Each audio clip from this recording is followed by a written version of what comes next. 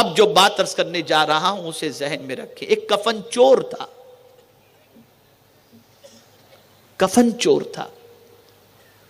ایک عورت کا انتقال ہوا، اس کے کفن کو چوری کرنے کے لیے وہ پہنچا.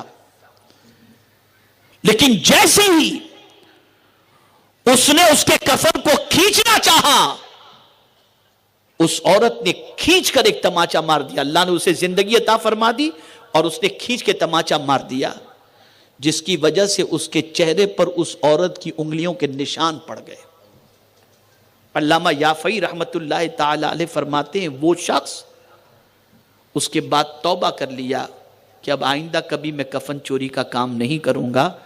اور اس کے بعد وہ شخص ایک اللہ کے ولی کی محفل میں جاتا، درس سنا کرتا، ان کی صحبت سے استفادہ کرتا، لیکن چہرہ اس نے ڈھانکے رکھا تھا.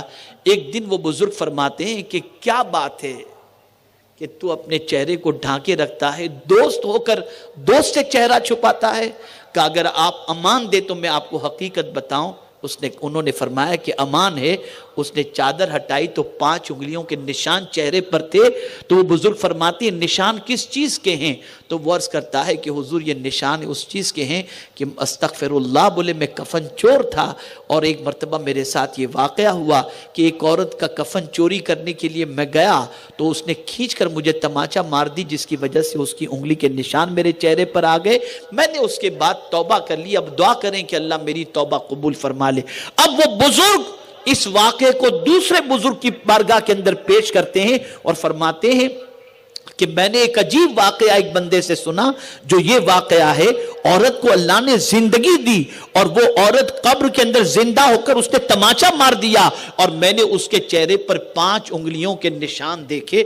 اب آپ دیکھیں وہ بزرگ فرماتے ہیں جنہوں نے اس بندے کو دیکھا تھا ان سے کہ ذرا اس کفن چوری کرنے والے شخص سے پوچھو کہ کیا قبر میں دفنائے جانے والے مسلمانوں کا چہرہ قبلے کی طرف جب کر دیا جاتا ہے تو اس نے قبلے سے ہٹے ہوئے چہرے بھی دیکھا ہے؟ یعنی قبلے کی طرف کے ڈائریکشن کا معاملہ اللہ نے ایسا بنا دیا کہ جیتے جی بھی تمہارا چہرہ قبلے کی طرف ہو اور مرنے کے بعد بھی چہرہ قبلے کی طرف ہو. اس لیے جب کوئی مسلم میت کو اتارا جاتا ہے تو چہرہ قبلے کی طرف کیا جاتا ہے. تو اب اس کفن چور سے بزرگ نے پوچھا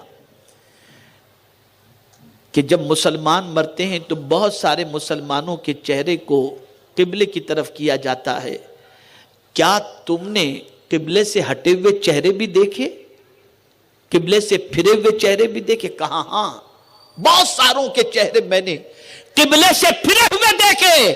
وہ بزرگ فرماتے ہیں یہ برے خاتمے کی علامت ہے. اور وہ برا خاتمہ چند وجوہات کی بنیاد پر ہوتا ہے. شراب پینے کی وجہ سے، ماں باپ کی نافرمانی کرنے کی وجہ سے، زنا کرنے کی وجہ سے، نماز میں سستی کی وجہ سے، سود کھانے کی وجہ سے، ماں باپ کو اذیت پہنچانے کی وجہ سے، مسلمانوں کو تکلیف پہنچانے کی وجہ سے خاتمہ خراب ہوتا ہے. اور لٹانے والا تو چہرہ قبلے کی طرف کر کے قبر میں لٹا کر آ جاتا ہے، لیکن جب وہ لٹا کر چلا جاتا ہے تو سوء خاتمہ کی بنیاد پر اس کا چہرہ قبلے سے پھیر دیا جاتا ہے. اے رسول گرامی وقار صلی اللہ تعالی علیہ وسلم کے دیوانوں، بتانا مجھے یہ ہے کہ بنگلہ بنا کر یہ نہ سوچو کہ کامیاب ہو گئے، بینک بیلنس بڑھا کر یہ نہ سوچو کہ کامیاب ہو گئے، بچوں کو اعلیٰ لباس پہنا کر یہ نہ سوچو کہ کامیاب ہو گئے، سیاست میں نام چمکا کر نہ سوچو کہ کامیاب ہو گئے، دولت اکٹھا کر کے نہ سوچو کہ کامیاب بن گئے.